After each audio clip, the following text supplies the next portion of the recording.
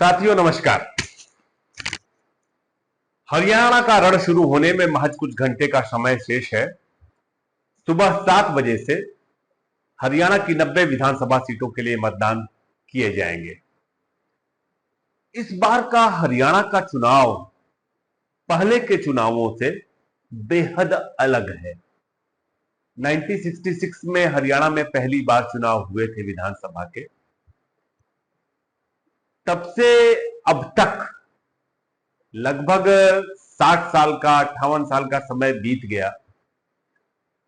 यह पहला चुनाव है जिसको देख करके लग रहा है कि यह सिर्फ हरियाणा की 90 सीटों का चुनाव नहीं, देश का चुनाव हो रहा है। इस चुनाव पर निगाह पूरे देश की है।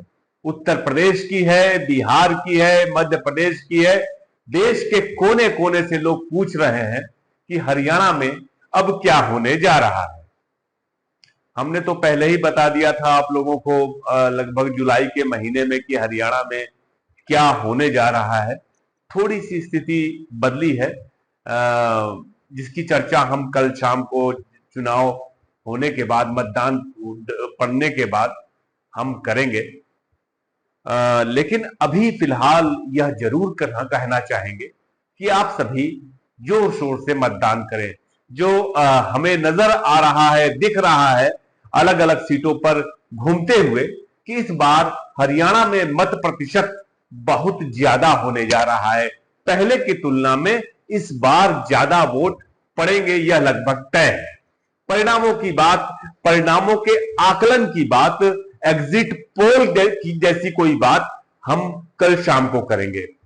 अभी फिलहाल जो हम कहना चाह रहे हैं वो यह कहना चाह रहे हैं कि इस बार हरियाणा में, हरियाणा विधानसभा चुनाव में जो मुद्दे थे, जिन मुद्दों को लेकर के जनता कल वोट डालेगी, ईवीएम में बटन दबाएगी, वो मुद्दे दरअसल देश में कहीं पर भी विधानसभा चुनाव हो, वो मुद्दे जरूरी है, वो मुद्दे होने चाहिए। 10 साल तक भारतीय जनता पार्टी की सरकार रही है हरियाणा में। पहले मनोहर लाल खट्टर थे मुख्यमंत्री, फिर नायब सैनी को बना दिया।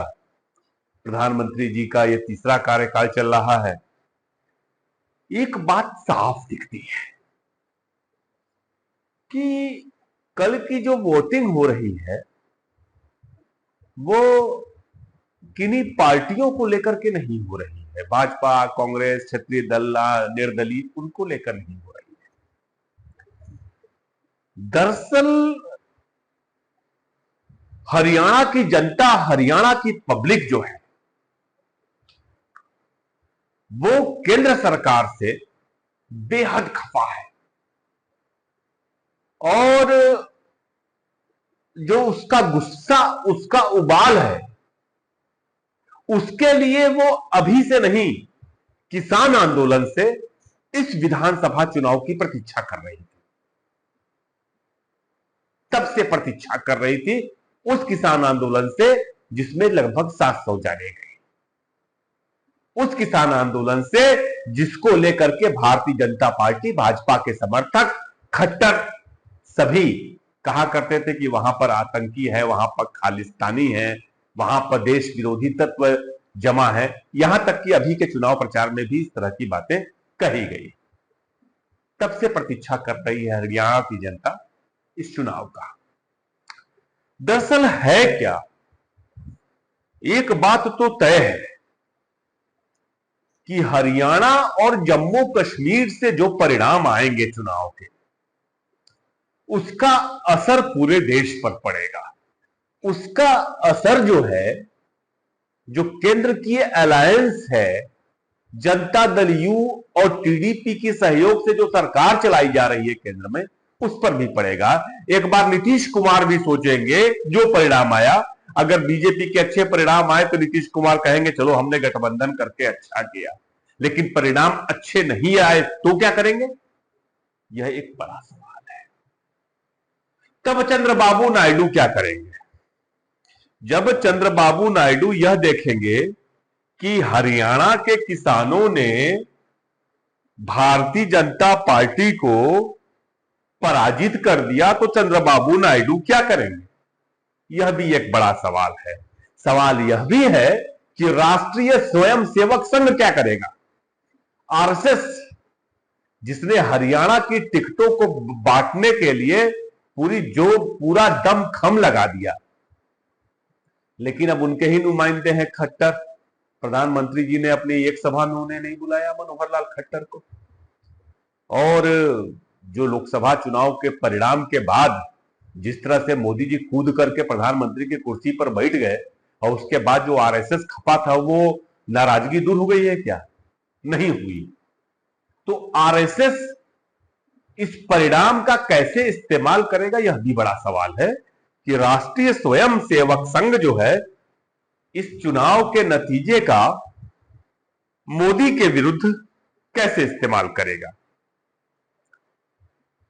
कुछ असंतुष्ट नेता हैं भारतीय जनता पार्टी में, सब जानते हैं। वो केंद्र के लोग, अमित शाह और मोदी की टीम उनसे नाराज है, वो भी नाराज है। भले वो योगी आदित्यनाथ हो, नितिन गडकरी हो, राजनाथ का भी लोग नाम लेते हैं। हरियाणा के चुनाव के नतीजे के बाद ये लोग क्या करेंगे? हरियाणा के चुनाव के नतीजों को लेकर के योगी आदित्यनाथ क्या करेंगे, यह भी सोचना पड़ेगा।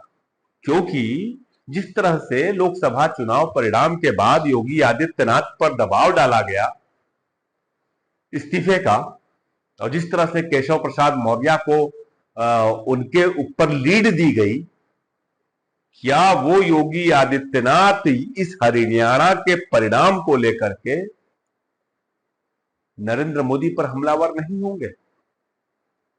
क्या पार्टी के अंदर खाने की बैठक में इस पर चर्चा नहीं चलेगी? क्या इस पर चर्चा नहीं चलेगी कि पार्टी का राष्ट्रीय अध्यक्ष का पद संभालने में जेपी नड्डा विफल है? क्या पार्टी का नेतृत्व करने में नरेंद्र मोदी, जेपी नड्डा, अमित शाह विफल है? ये बात होगी कि नहीं होगी भारतीय जनता पार्टी के बीच? दरअसल यह चुनाव जो है, हरियाणा और जम्मू कश्मीर का जो विधानसभा चुनाव है, उसका परिणाम ये गले की हड्डी बन गया है इन बड़े नेताओं के लिए, भाजपा के। क्योंकि सभी जानते हैं कि इनके नतीजे क्या होने हैं। बहुत खराब नतीजा ना आए, सब प्रतीक्षा इसकी कर रहे हैं। अगर कांग्रेस के लोगों ने धोखा नहीं दिया होता, आपस में लड़ाई मार नहीं की होती, तो शायद 2019 में ही सरकार बन गई होती।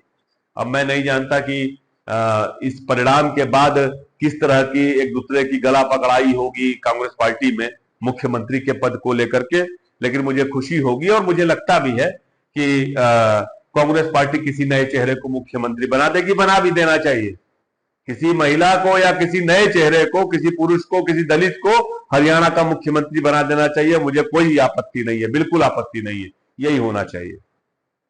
लेकिन बात भाजपा की करें, नायब सैनी का भविष्य क्या होगा?